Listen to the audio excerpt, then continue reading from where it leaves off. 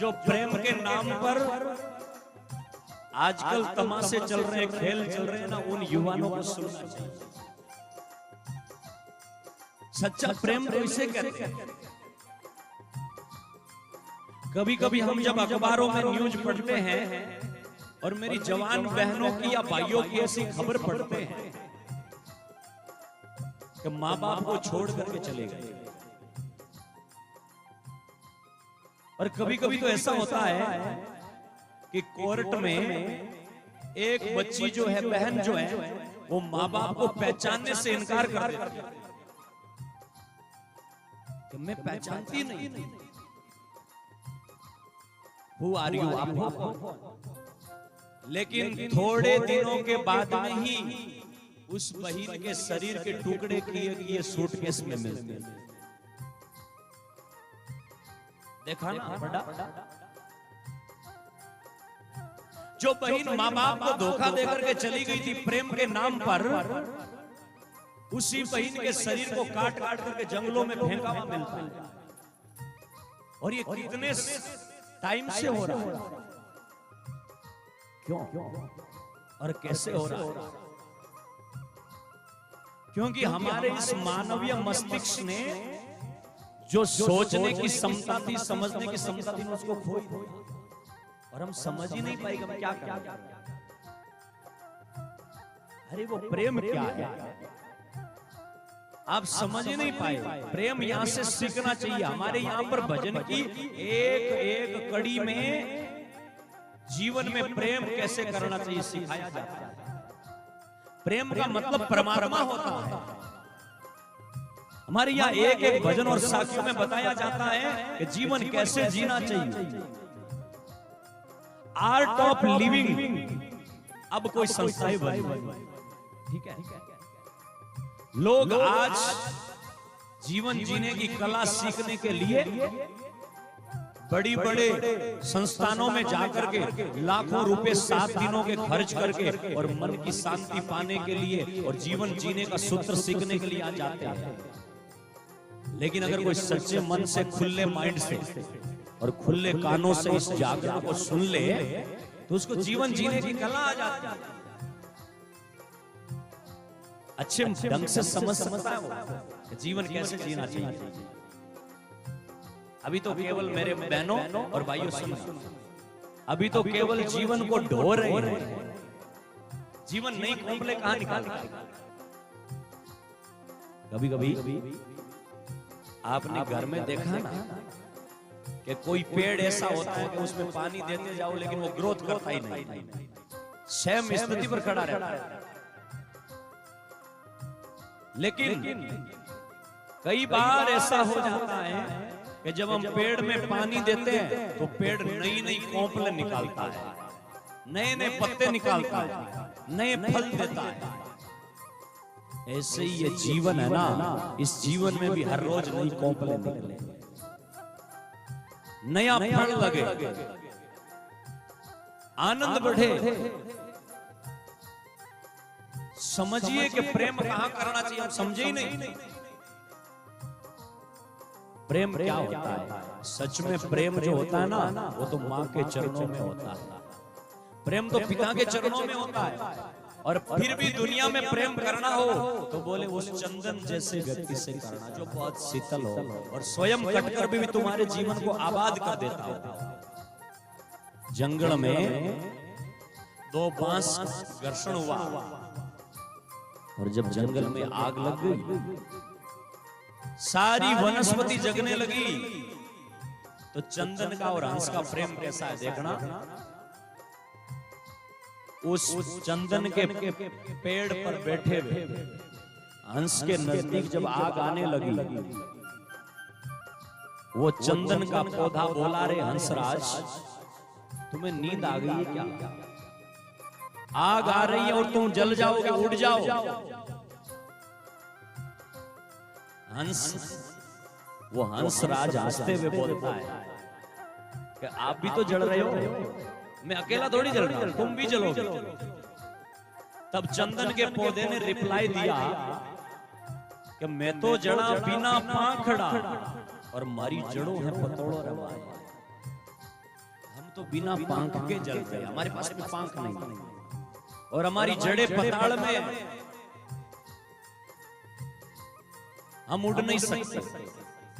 उस हंस ने सुंदर उत्तर दिया कि हम कौवे के जाए हुए नहीं है, कागले के जाए नहीं, हम हंस हैं, और हंस की पेट होती है। तुम्हारे पर संकट आया और उड़ गया, वो तुम्हारा मित्र कैसे हो सकता है?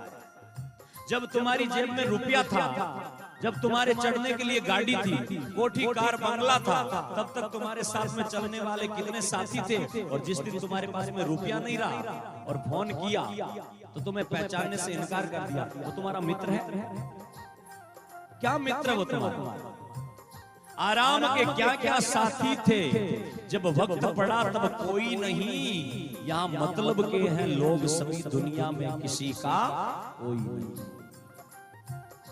जब बाग हरा था फूलों से तो इठलाती थी कलियां बाकी, वो सूख गया क्या फिक्र करे, और वहां रहने वाला कोई नहीं।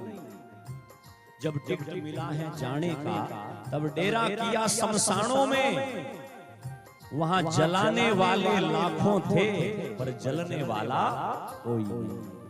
क्या मतलब के हैं लोग सब? यहाँ लोग मतलब से प्रेम करते हैं। चंदन है, वो हंस से जब कहता है कि तुम उड़ो, हंस ने कहा मैंने मतलब से प्रेम नहीं किया है, और तुम्हारी जड़ें भले पताड़ में है, लेकिन हमारा परिवार और हम भी तो फड़ खाया, पता तोड़िया, रमिया डाड़ो डाड़। अब थे तो जड़ो बेड़ा में ही जला, जीवड़ो किती एक बार। अरे यहां से उड़े, और उड़ते ही अगर मर गए तो कलंक तो लग जाएगा, नहीं तो कलंक नहीं लगाएगा, मर जाएंगे, स्वाह हो जाएगा। लेकिन प्रेम धर्म को निभा करके जाएगा, और जो अपने धर्म को निभा करके चला जाता है, मैं साथियों आपसे कहूं, वो चाहे प्रेम का धर्म हो, वो चाहे धर्म का मार्ग हो, वो प्रेम का मार्ग हो, जो उस मार्ग पर चलते चलते अपने जीवन को स्वाहा कर जाता है ना, जमाने बीत जाते हैं लेकिन उसका नाम नहीं जाता। आज तुम और हम, क्या 2007 के बाद में और कोई लोग दुनिया से नहीं गए? यहाँ आसपास में डाणियों से नहीं गए, लेकिन हर साल शहीद गंगाराम को याद करते हैं, क्योंकि वो धर्म के मार्ग पर चलते हुए मार्ग को नहीं छोड़ा उन्होंने। मौत आए तो आए, लेकिन धर्म के मार्ग को नहीं छोड़ूंगा। अरे मौत आए तो आए, लेकिन मैं मेरे धर्म को नहीं छोड़ूंगा। तभी तो बहनों, बहन अमरता जो है ना, वो आज से सैकड़ों साल पहले सन 1730 में अपने घर में बैठे बैठे जब कानों में सुनती है कि खेजड़ी कट रही है, तो बाहर निकल करके चल पड़ी और कहा कि धर्म के मार्ग पर रहते हुए सिर साठे रूख रहे तो भी सस्त हो जाए। अरे जाए तो जाए सिर, लेकिन रूख रहना चाहिए। ये भाव लेकर के अमरता गई थी। आज सैकड़ों साल बीत गए, लेकिन पेड़ों से प्रेम करने वाली वो अमरता लोगों के दिलों में अमर है। आज राज्य सरकार उनके नाम पर पुरस्कार देने की घोषणाएं करे। आज जब अमरता का चैप्टर पढ़ते हैं, शहीद गंगाराम की बातें याद करते हैं, निहाल धारणिया शैतान सिंह को याद करते हैं, जो देश के लिए शहीद हो गए थे, हिरणों के लिए, पेड़ों के लिए अपनी जान देकर के चले गए थे, उनका इतिहास पढ़ते हैं ना, तो रोम रोम खड़ा हो जाता है। ऐसे बलिदानियों की बातें जब याद करते हैं, हमारा जीवन जो है, उस जीवन में एक नई उमंग आ जाती है, धर्म पर चलने का जज्बा और जोश बढ़ जाता है। अरे नहीं तो जो कायर थे, कपटी थे, नींद लेते लेते मर गए, लोगों की चुगली करते करते मर गए, सुबह अमल और डोडा का कटोरा पीते पीते मर गए, कौन याद करता है उन्हें? किन्होंने उनके लिए तालियां बजाई है? लेकिन आज भी केवल यहाँ नेहड़ा और पाली में नहीं, अगर भरे मन से कहीं पर जाकर के दावे के साथ में कहूं कि शहीद गंगाराम की घटना बताई जाए और उनका नाम लिया जाए, तो जमाना तालियां बजाएगा उसके लिए। हम भी नहीं रहेंगे। एक बात और कहता हूं, हम भी आने वाले समय में चले जाएंगे दुनिया से। हमारी आने वाली पीढ़ियां इस महान शख्सियत को, गंगाराम को याद करके और अपने कलेजे में धर्म के प्रति दृढ़ संकल्प होने का प्रण लेकर के आगे चले। कितनी पीढ़ियां चली गई। क्या अमरता के बाद में और स्त्री जन्मी और मरी नहीं? आज भी अमरता का नाम लेकर के लोग किस तरह से अपने आप को धर्म के मार्ग पर चलने के लिए तैयार करते हैं, क्योंकि उनको प्रेम था, दिखावा नहीं था, पेड़ों से प्रेम था। अभी हमारे मन में सच कहूं, बुरा लगे तो माफ कर, अभी हमारे मन में धर्म से प्रेम नहीं है। और धर्म से प्रेम होगा, अरे धर्म से प्रेम जब होगा ना, और धर्म में जब आनंद होगा, धर्म में हमारा जीवन आगे बढ़ेगा, उस समय आप याद करना, फिर नींद से प्यार नहीं।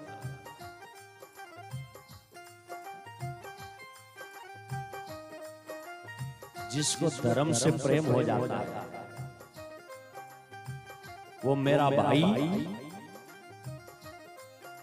लोहावट का बीरबल खींचा, ननेऊ का शैतान राम, सावंतसर का निहाल धारणिया, निहाल जी धारणिया, क्या उनका परिवार नहीं था?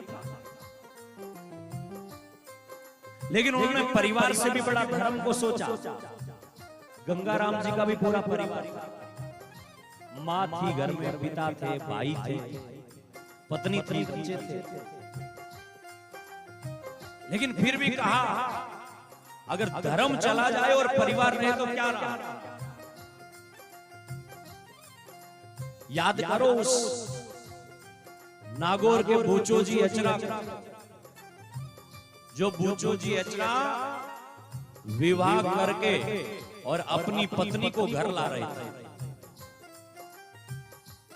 बहनों सुनना, विवाह करके और जब अपनी पत्नी को घर ला रहे थे तो उस समय बीच मार्ग में आए तो देखा कि पेड़ कट रहे।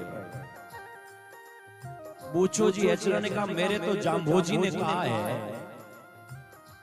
मेरे तो विलोजी महाराज ने कहा है कि जांडी हिरण संगार देख सिर दीजिए।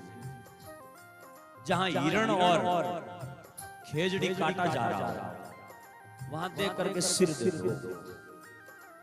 अगर मना करने के बाद में भी वो न माने तो अपना प्राण दे दो, लेकिन इन आंखों के देखते हुए धर्म मत होने दो। पत्नी साथ में थी, अभी मुकलावा बदारना नहीं हुआ है। बहनों में आपसे कहूं सा, अगर कभी आपको पति को सीख देने की जरूरत पड़े और कभी पति आपकी तरफ देखे तो उस समय धर्म की सीख देना और उसको समझाना कि सत मत छोड़ी रे साहिबा, सत छोड़िया पत जाए, और सत की बांधी लक्ष्मी कद फेर मिलेला, फिर मिलेगी, सत्य मत छोड़। उस बहन ने हाथों में मेहंदी लगा रखा और अभी अपने पियर से विदाई लेकर के ससुराल में गई नहीं है, मुकलावा बदारना हुआ नहीं है, लेकिन उन्होंने कहा पतिदेव अगर आपका धर्म मिट रहा है तो जाओ, पहले वहां जाओ। कोई परवाह नहीं करी बूचो जी अचरा ने, और जाकर के उन अधिकारियों से कहता है कि भाई आप पेड़ क्यों काट रहे हो? बोले राज आज्ञा। बूचो जी अचरा ने कहा मेरे गुरु आज्ञा। और जब जब राज आज्ञा और गुरु आज्ञा में युद्ध चलता है तो जीत हमेशा गुरु आज्ञा की होती है, राज आज्ञा नहीं चलती है। तुम्हारे राज की आज्ञा है कि पेड़ काटो, लेकिन मेरे गुरु की आज्ञा है कि पेड़ बचाओ। चलाई कुलाड़ी, बूचो जी ने कोई परवाह नहीं करी कभी मुकलावा घर पहुंचा कि नहीं पहुंचा है। बूचो जी ने कहा अरे अगर घर पहुंच जाऊंगा मुकलावा हो जाएगा, बदारना हो जाएगा, सब हो जाएगा, लेकिन धर्म तो मिट रहा है। और वो बूचो जी अचरा पेड़ से चिपक गया और पेड़ से चिपक कर अपने गर्दन कटा करके भी अपने नाम को इतिहास में अमर कर। यही बात हमारे शहीद गंगाराम जानी ने कही। आज उनकी मां कहीं एक आंख में आंसू भी होंगे, लेकिन छाती सीना चौड़ा होगा कि मेरा बेटा धर्म के लिए काम आया। जब ऐसी माताएं कानों से, यूं तो ऐसा लिखा है कि जिस मां को जन्म दिया है बेटे को, उसी बेटे की अर्थी उठते हुए देखती है तो जरूर उसके नैन झरते हैं।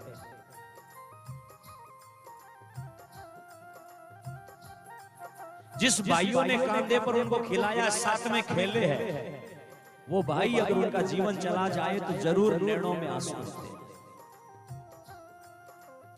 जिस पत्नी ने जन्म जन्म साथ रहने का फेरा लिया है, वो पत्नी भी जब कानों से, आप कल्पना करिए कि जब उन्होंने सुना कि आज तेरा पति संसार में नहीं रहा, तो उसकी क्या हालत हुई होगी, उन भाइयों पर क्या गुजरी होगी, उन बेटों पर क्या क्या क्या क्या कैसे कैसे विचार उनके मन में आए होंगे। वो माँ जिन्होंने बेटे को गोदी में खिलाया और उनके कानों में ये खबर पहुंचे कि आज तेरा बेटा नहीं रहा है, लेकिन फिर भी ऐसी माँ के लिए तालियां बजानी चाहिए जिन्होंने ऐसे सूरवीर को जन्म दिया। धर्म नहीं मिटना चाहिए, प्राण को त्याग गया था। और हमारा राजस्थान ये कहता है कि जननी जने तो भगत जन। हे मेरी जन्म देने वाली माताओं, चौराहे पर बैठ करके और इसमें एक बीड़ी डोडा एमडी सिगरेट दारू पी करके और बहन बेटियों की इज्जत लूटने वाले को जन्म मत दो। जो धन कमा करके कंजूस बन जाए, ऐसे बेटों को जन्म मत दो। कायरों को जन्म मत दो। घर में बहन बेटी की इज्जत लूटी जा रही है और वो आंखें बंद करके बैठा है। चौराहे पर एक बहन बेटी की इज्जत लूटी जा रही है और वो चुपचाप मोटरसाइकिल लेकर के निकल रहा है। ऐसे कायरों को जन्म मत दो। अगर जन्म देना है तो राजस्थान के कवियों ने मांग करी है कि मेरी माँ जननी जने तो भगत जन और के दाता के सूर, और नहीं तो रही जो बांजड़ी मती कमा जो नूर। नहीं तो बांजड़ी रह जाओ। चेहरे की चमक क्यों खत्म कर रही है? रात भर मोबाइल में आंखें फाड़ते फाड़ते मन में नकारात्मक विचार भरे हुए, किसी बहन बेटी की फोटो पर गलत गलत कमेंट करने वाले, ऐसे कायर कपूतों को और गंदे दिमाग वालों को जन्म दे करके माँ इस धरती पर शर्म के मारे बाहर मार, शर्म से मर जाती है माँ। ऐसे कायरों कपूतों को जन्म दो।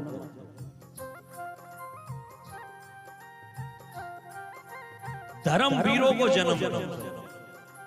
जब हमारे समाज पर संकट आए, संस्कृति पर कोई प्रहार करे, प्रकृति को मिटाने का कोई प्रयास करे, धर्म के साथ में खिलवाड़ करे, तो उस समय वो सबसे प्रथम पंक्ति में आकर के खड़ा हो, ऐसे बेटों को जन्म दो। अरे सजनों, जरूर माँ जब ये सुनती है कि तेरा बेटा दुनिया में नहीं रहा तो माँ को दुख होता है, लेकिन माँ को गर्व भी होता है कि मेरा बेटा धर्म के काम आया। राजा मोरध्वज की बात सुनी है? उसका बेटा था ना, कृष्ण और अर्जुन आए थे, कहानी लंबी है। जब उनको क्रोध से चीर करके रख दिया तो माँ की आंख में आंसू आ गए। कृष्ण ने कहा आंख में आंसू क्यों आए? तब उस मोरध्वज की पत्नी ने कहा मेरी आंख में इसलिए आए कि बच्चे के शरीर की एक टांग तो शरीर के शेर के खाने के काम आ गई, लेकिन दूसरी क्यों नहीं आई? ऐसा क्या कुकर्म किया था? अरे हमारे यहाँ पर माताओं की कामना देखिए। चंद्रशेखर भगत सिंह की माँ है, वो माँ एक दिन रो रही थी। जो भगत सिंह को फांसी लगा दी तो उसकी माँ रोई। किसी ने जाकर के पास में पूछा कि माँ तुम्हारा बेटा भगत सिंह चला गया इसलिए रो रही? उस भगत सिंह की माँ ने कहा मैं इसलिए नहीं रो रही हूँ कि मेरा बेटा चला गया, मैं तो मेरी कोख पर रो रही हूँ क्यों? बोले मेरी कोख पर इसलिए रो रही हूं कि एक भगत सिंह और दिया होता मेरी कोख ने तो वो भी देश के लिए लड़ता और काम करता। यह हमारी माताओं की कामना रहती है। यहाँ ऐसे बेटों को जन्म दो जो धर्म के लिए चले। धर्म पर संकट आए तो आंखें बूंद करके बैठे नहीं, आंखें बंद करके कहते हैं आमणों के लिए। ये से धर्म नहीं चलता है। और तुम फलानियां को हो रही हो मारो खेल है, ये से धर्म नहीं चलता। ये तो पेड़ दूसरे की शिव में कट रहे, हमें क्या लेना देना, ऐसे काम धर्म नहीं चलता। और ऐसा अगर हम कर रहे हैं तो सच में ये है कि हम धर्म करने का ढोंग कर रहे हैं, लेकिन कड़े जैसे धर्म से प्यार नहीं है। अभी मोहब्बत प्रेम है। अगर धर्म से प्रेम होगा तो चंदन और हंस के जितना गहरा प्रेम होगा कि चंदन बार बार कह रहा है कि हे हंस राजा तू उड़ जा उड़ जा, लेकिन हंस कह रहा उड़ूंगा नहीं क्योंकि मैंने प्रेम किया है। और प्रेम करने वाला कभी धोखा नहीं देता है, प्रेम धोखा होता ही नहीं है। मैं कैसे उड़ सकता हूं? और जब चंदन और हंस का इतना गहरा प्रेम देखा, इतना लगाव देखा, तो उस समय आकाश राजी हो जाता है। चंदन और हंस का प्रेम देखा तो ऊपर बैठा भगवान भी राजी हो जाता है कि अरे ऐसा हंस है जो उस चंदन के साथ में जड़ जाना चाहता है लेकिन उड़ नहीं रहा है। तो भगवान भी अपने आप को रोक नहीं पाए और वह क्या उस आकाश के द्वारा संत ने कहा है